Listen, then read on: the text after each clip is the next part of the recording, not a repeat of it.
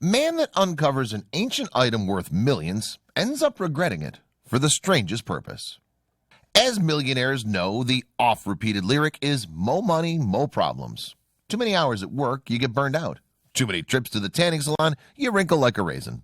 Too many Girl Scout cookies and you spend the rest of the day swigging Pepto-Bismol and ruining the day you ever open the door to that little con artist. Too much money is also very real and very dangerous. Two British men learned this for themselves when a rare discovery resulted in worldwide fame and fortune. At first, it seemed like all their problems would be solved by the influx of cash. But as time went on, one thing became very clear. You can never be too sure how a single discovery will change your life.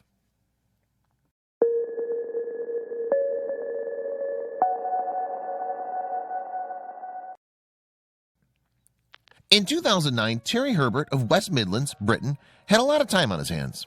The only silver lining of being unemployed, he discovered, was being able to dedicate every day to his one true love, treasure hunting. Most of his days were spent grazing through the plush fields of the West Midlands, waiting to hear the rare high-pitched beep of his metal detector. His searches usually ended in silence, until one summer day when everything changed. 14 years before that fateful July day, Terry was at a yard sale when he came across a used metal detector. It was £2.50, and it became his tool of choice over the next decade. It also led him to his fortune. And so on this day in 2009, Terry and his metal detector searched through grass and dirt for something interesting. This time he took his hunt to his friend Fred Johnson's farm. He didn't expect much to happen until he heard the aforementioned beeping. He immediately started digging, and when he came upon a small, indistinguishable object that looked a lot like gold, all he saw were dollar signs. So did the historians he called to appraise the objects.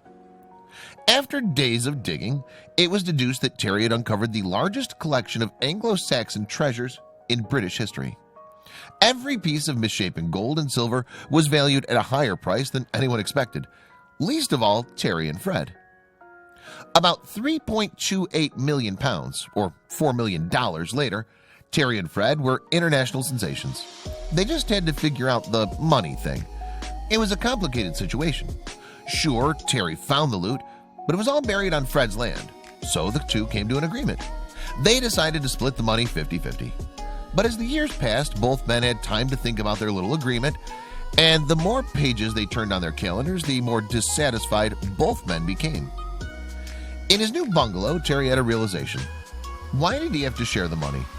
He was not that happy with his lot, really, he said. He remembered a prophetic warning that he'd received long before he even found the treasure. 5 years before, I was warned off of it because I was told Fred would want all of anything that was found, Terry revealed. This struck him in the years following the discovery, and a decade later, he had a message for Fred. He's acting like a child and cutting his nose off to spite his face. I'm not sure we can patch things up, Terry admitted. He likened the treasure to a curse. Despite it making him rich, he thinks it destroyed his friendship with Fred. A good feud has anger on both sides, and Fred more than supplied his share. I wish I'd never met the man, Fred said of Terry and his metal detector. It's caused me nothing but bother, all of this. Like Terry, Fred blames greed for ruining their friendship. Sometimes I just wish one of the poor veterinary students had found it instead, because it would have set them up for life rather than me, Fred lamented. It's true, in a twist move, Fred claimed that the money went very little to him. What he valued was hard work and loyalty, two things Terry, according to Fred, had pushed aside as soon as he heard his metal detector beep. But when Terry heard this accusation, he was quick to deny it. Sometimes I wish I'd never found that hoard, he admitted, citing the problems caused by the money. You always hear of people regretting their riches, but you never think it's true. For the two ex-friends, however, the rift the money caused is all too real, not to mention permanent. The strangest part?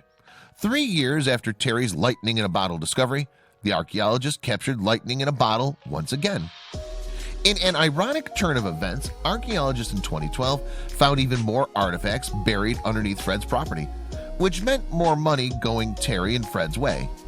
The world waited to see if the duo would use this chance to rekindle their friendship.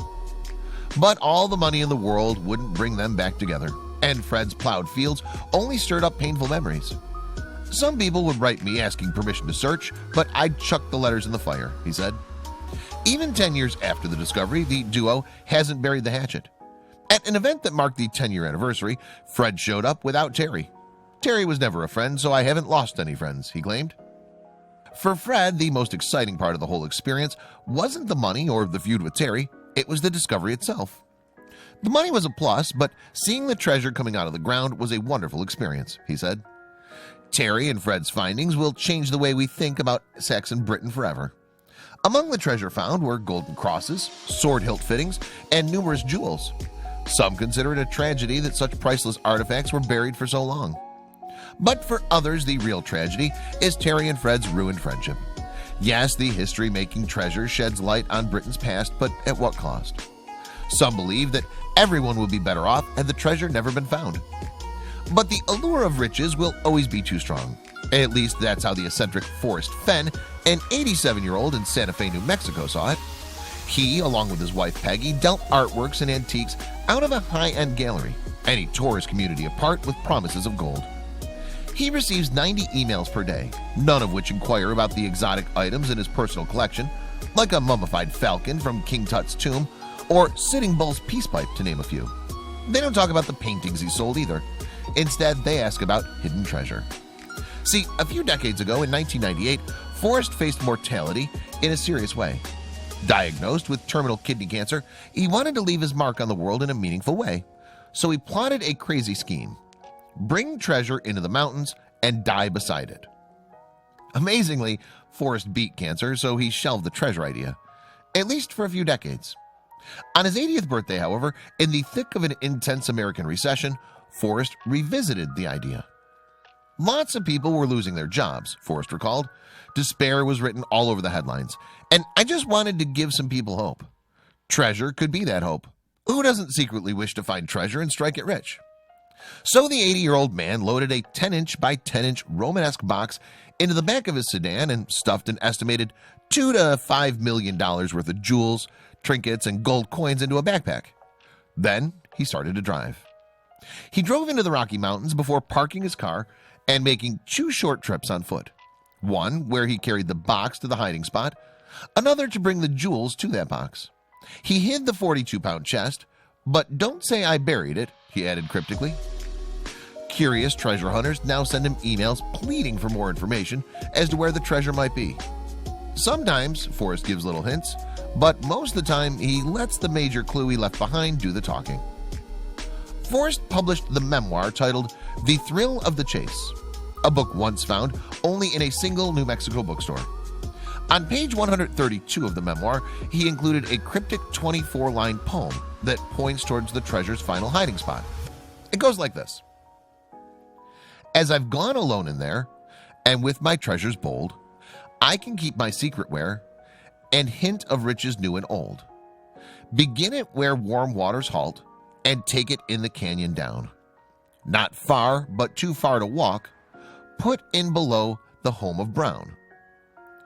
From there it's no place for the meek, the end is ever drawing nigh. There's no paddle up your creek, just heavy loads and water high. If you've been wise and found the blaze, quickly look down, your guest to cease. But tarry scant with marvel gaze, just take the chest and go in peace. So why is it that I must go and leave my trove for all to seek? The answer I already know. I've done it tired and now I'm weak. So hear me all and listen good. Your effort will be worth the cold. If you are brave and in the wood, I give you title to the gold. Naturally, people were stumped by the poem, which Forrest insisted contained 9 distinct clues as to the treasure's location. Dedicated communities pooled their resources, playing at Indiana Jones in the hopes they could find the treasure. As of July 2018, the treasure remained unfound, but the search wasn't a zero-sum game for all adventurers and amateur travel hunters. For instance, Dal Neitzel of Washington, shown here, managed a TV station by day, but by night. Dal made 70 trips to the Rockies over the years, searching for the treasure, and led a blog titled The Thrill of the Chase. Sound familiar? An online forum for people discussing the hunt. He, like many others, was thrilled by the adventure. Another treasure hunter claimed clues from the poem guided her to the Christ of the Mines shrine in Silverton, Colorado. She didn't find the treasure there, but she found the eternal love of Christ, a spiritual treasure. Meanwhile, the memoir that once sold for peanuts started selling for over $1,000 on Amazon. With such demand, Forrest started doing book signings too. People wanted to comb through the book for insights into Forrest thinking. Anything for the treasure. Overall, Forrest estimates over 350,000 people went searching through the Rocky Mountains for this treasure. Unfortunately, not all of them lived to tell tales of spiritual reawakenings and fun adventures. 6 people have died in pursuit of the Forrest Fenn treasure, including Randy Bilyeu, shown here. Authorities found his car, his raft, and his dog at the Rio Grande, south of Santa Fe, but he never turned up. Eventually, the man's death was blamed on Forrest. New Mexico State Police Chief Pete Cassettis, shown here, pressured Forrest to end the treasure hunt, but Forrest never relented, reminding people the treasure was in a spot an 80-year-old man could get to in a sedan. In fact, Forrest reminded hunters he ultimately hid the treasure to inspire family-friendly adventure. Kids spend too much time in the game room or playing with their little handheld texting machines, he said. The treasure, the hope, was for them too. The search is supposed to be fun, he said. To appease authorities, he also noted that the treasure is not underwater, nor is it near the Rio Grande River. It's not necessary for people to move large rocks or climb up or down a steep precipice. Still, people are suspicious. Forrest detractors claim the hunt was nothing more than a publicity for his memoir. The treasure, they say, never existed. The bookstore, however, claimed he never took a penny from the sales. As to the treasure's existence, a friend of Forrest's, New York Times bestselling author Doug Preston, who actually saw the treasure at Forrest's house, put it best. Knowing Forrest for as long as I have, I can absolutely say with 100% confidence that he would never pull off a hoax. Indeed, by all accounts, Forrest definitely the type of guy who would bury $2 million in jewels. Sure, I'm eccentric, he once said. I pride myself on being eccentric. I don't want to go down the center line like a lot of people do. And hunters better not hope for some deathbed confession from Forrest. No one knows where that treasure chest is but me, he said. Even his family remains in the dark. If I die tomorrow, the knowledge of that location goes in the coffin with me. With all the fun and excitement around the hunt, Forrest admitted hiding the treasure was successful beyond his wildest dreams. But who will be the lucky person to finally find it?